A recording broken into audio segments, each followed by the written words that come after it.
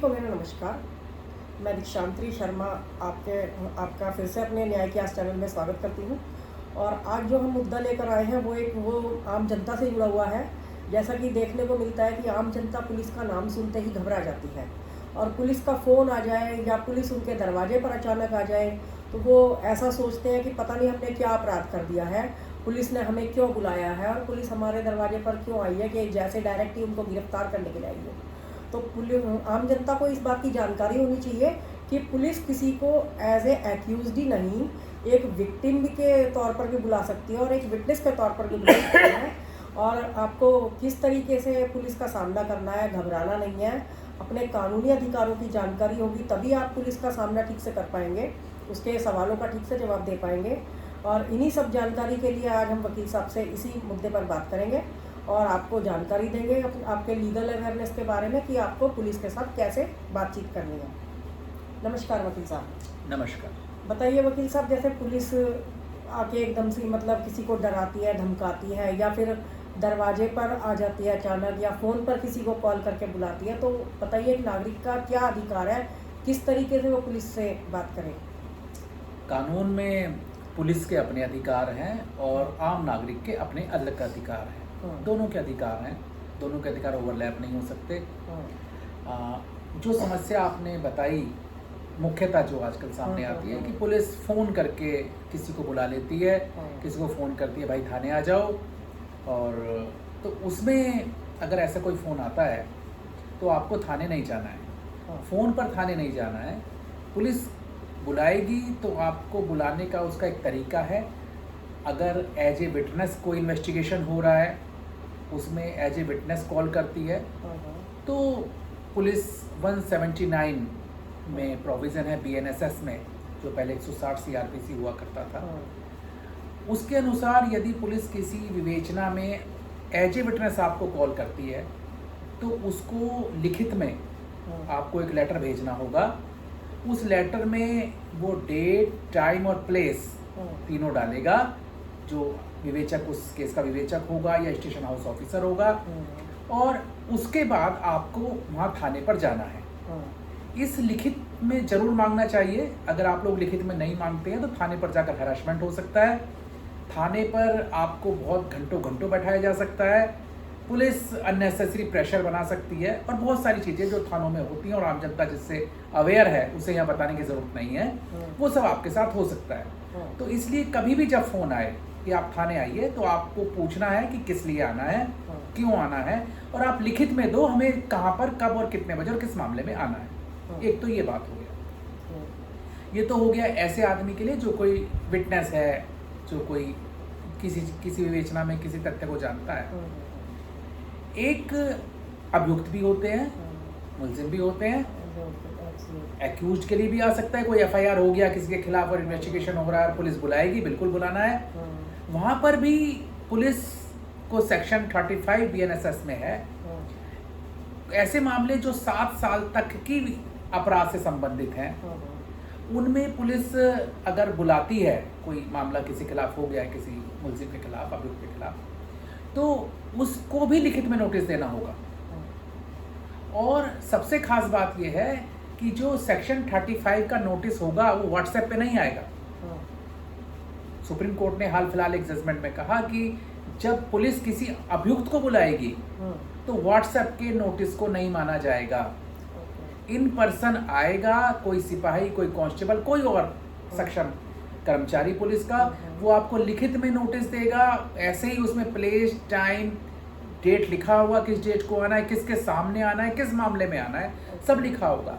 जब वो ऐसा नोटिस आए तभी जाना चाहिए। और अगर कोई विवेचक या कोई पुलिस वाला फ़ोन पर ऐसे बताता है उसको मना कर देना चाहिए, नहीं आएंगे, एज पर लॉ आप आइए। और जब आप लॉ की बात करेंगे उसको प्रॉपर सेक्शन बताएंगे, जैसे मैंने 2 सेक्शन बताए 179 और 35, उनको बताकर बात करेंगे तो पुलिस आपको लिखित में नोटिस देगी और आप हैरेसमेंट होने से बचेंगे। अच्छा, ये तो सही है, बहुत अच्छी जानकारी दी आपने, क्योंकि आम जनता इसी चीज़ से परेशान हो जाती है कि भाई पुलिस बुला रही है तो जाते ही हमें जेल में न डाल दे। जी जी, ये होता है, ऐसा होता है। हाँ ऐसा होता है जी। और एक आपने आजकल देखा होगा कि पुलिस मोबाइल फ़ोन मांग लेती है। हाँ, मोबाइल भी जब्त कर लेती है कर कई बार। लेती है। सड़क पर जा रहे हैं, और जांच आम हो। जन आजकल पता है कि सबका मोबाइल ही मतलब एक लाइफ, पर्सनल लाइफ बन गई है। और मोबाइल में उनके बहुत सारे ऐसे फैक्ट्स होते हैं जो, या कॉल डिटेल्स होती हैं, या बैंक की डिटेल्स होती हैं जो किसी को नहीं शेयर की जाती हैं, वो मतलब वो ले लेते हैं। जी, तो ऐसा भी होता है अक्सर। मैं देखता हूँ कि आप सड़क पर जा रहे हैं, पुलिस चेकिंग करके, चेकिंग के नाम पर मोबाइल मांग लेती है, मोबाइल से कहती है लॉक खोलो, लॉक खोल के उसमें पासवर्ड या लॉक जो भी लगा रखा है, जो भी आप उसको कहें, उसको खोल के उसकी चैट्स, उसके डाटा उसको देखना शुरू करती है। ये भी पुलिस को अधिकार नहीं है। अच्छा। ये अधिकार पुलिस को नहीं है किसी का फ़ोन देखने का, किसी का चैट देखने का, किसी की और डॉक्यूमेंट्स देखने का, फोटोग्राफ देखने का ऐसे अधिकार नहीं है जैसे पुलिस मांग रही है। उसका भी एक तरीका है कानून में, और वो बीएनएसएस में ही सेक्शन 79 एक 94 सेक्शन 94 बनाया गया। और बीएनएसएस में सेक्शन 94 में ये कहा गया कि अगर पुलिस को किसी इन्वेस्टिगेशन में, किसी इंक्वायरी में या ट्रायल में, किसी भी चीज़ में, मतलब इंक्वायरी मतलब कोई एप्लीकेशन आ गई पुलिस के सामने और पुलिस उसकी इंक्वायरी कर रही है, बहुत वाइड पावर सेक्शन 94 में दी गई। और अगर कोई इंक्वायरी पुलिस कर रही है तो पुलिस को अगर कोई मोबाइल चाहिए, कोई लैपटॉप चाहिए, या कोई भी और ऐसा डॉक्यूमेंट चाहिए, या कोई ऐसा चीज़ चाहिए, तो पुलिस उसके लिए भी उस व्यक्ति को जिसके पोजीशन में वो है, उसको एक लिखित में नोटिस देगी और ये कहेगी कि आपका ये मोबाइल है जो आपके पास है, फला इंक्वायरी में इसकी ज़रूरत है, तो इस दिनांक को इस समय पर इतने बजे फला ऑफिस में या फला थाने में या फला के सामने आइए और उसको लेकर आइएगा, उसकी आपको आवश्यकता है। तो जब तक पुलिस आपको ये लिखित में ना दे दे, तब तक भी आपको कोई मोबाइल, लैपटॉप या अपना कोई भी ऐसा डॉक्यूमेंट या कोई और चीज़ पुलिस आपसे मांग नहीं सकती, ले नहीं सकती, और उसको पोजीशन में नहीं ले सकती। लिखित नोटिस के बाद ही पोजीशन में ले सकती है। तो ऐसे किसी मामले में अगर राह चलते हुए, सड़क चल रहे हैं, मोबाइल मांग लिया, लैपटॉप देखना शुरू कर दिया पुलिस ने, नहीं देना है, मना करना है कि आपको अधिकार नहीं है, आप मुझे लिखित में नोटिस दीजिए, किस मामले में चाहिए, कहाँ चाहिए, तो मैं उसको लेकर प्रोड्यूस करूँगा। लेकिन जब ऐसे नोटिस आ जाए, चाहे इन्वेस्टिगेशन ज्वाइन करने का एक्यूज्ड को आ जाए, या कोई गवाही देने के लिए, एविडेंस देने के लिए किसी विटनेस पे आ जाए, विटनेस जिसमें विक्टिम भी शामिल होता है, आ जाए, या फिर सामान के लिए कोई सामान या कोई डॉक्यूमेंट प्रोड्यूस करने के बारे में कोई आपको सेक्शन 94 में बीएनएसएस में कोई नोटिस आ जाए, तब उसका पालन करना चाहिए। क्योंकि अगर पालन नहीं करते हैं तो पुलिस के पास फिर आगे अधिकार आ जाते हैं आपके खिलाफ सख्ती करने के। इसमें क्या कोर्ट भी ऑर्डर कर सकती है? किसमें? कोई मोबाइल जैसे कि जी बिल्कुल, इसमें दोनों कर सकती हैं। कोर्ट के पास भी पावर है, पुलिस के पास भी पावर है। देखिए, इसमें वर्ड जो दिया 94 में इनका, किसी इंक्वायरी में, यानी कि कोई जांच हो रही है, ट्रायल में, कोई ट्रायल चल रहा है, ट्रायल कोर्ट में चलता है, या किसी भी और प्रोसीडिंग में, तो ये बहुत वाइड स्कोप इसका रखा गया। Inquiry, trial and other proceedings, कोई भी प्रोसीडिंग हो सकती है, उसमें ये कोई भी समन कर सकता है, कोई बुला सकता है। लेकिन कहने का पर्पज ये है कि पुलिस के पास ओरल डायरेक्शन देने का, ओरल ऑर्डर देने का कोई अधिकार नहीं है। मना करोगे तो पुलिस को समझ में आएगा कि ये आदमी कानून जानता है, तो आपको एज पर लॉ देगा, और एज पर लॉ जब आपके पास रिटन में नोटिस होगा तो आप हरेसमेंट से बचोगे ही बचोगे। जी, एक और चीज मैं बताना चाह रहा हूँ यहाँ पे कि ऐसे भी नहीं कि हर आदमी को बुला सकती है थाने, हर आदमी को कह दे कि थाने आ जाए, ऐसा भी नहीं है। बीएनएसएस में आया है, पहले भी था, अभी और क्लैरिफाई कर दिया है उसको, कि अगर किसी विटनेस को किसी इन्वेस्टिगेशन में, इंक्वायरी में तो आप नहीं बुला सकते, ऐसे इन्वेस्टिगेशन की बात करते हैं क्योंकि इन्वेस्टिगेशन में ही है। अगर इन्वेस्टिगेशन में किसी विटनेस को या विक्टिम को पुलिस कहती है कि आप आओ और अपना स्टेटमेंट दर्ज कराओ, तो पुलिस को, ये आम आदमी के पास पुलिस को ना करने का इन परिस्थितियों में अधिकार है कि मैं थाने नहीं आऊंगा या आऊंगी। अगर वो 15 साल तक का लड़का है, 15 साल तक के लड़के को थाने के लिए मना कर सकता है, नहीं आ रहा हूं, या थाने के अलावा किसी दूसरी जगह भी नहीं जा रहा हूं, या कोई महिला है, चाहे वो किसी भी आयु की हो, अगर किसी भी आयु की महिला है तो मना कर सकती है कि नहीं सब इंस्पेक्टर साहब या जो भी पुलिस का अधिकारी है, नहीं सर मैं नहीं आऊंगी, मैं ना थाने आऊंगी ना दूसरी जगह आऊंगी, आपको मेरे घर आना है।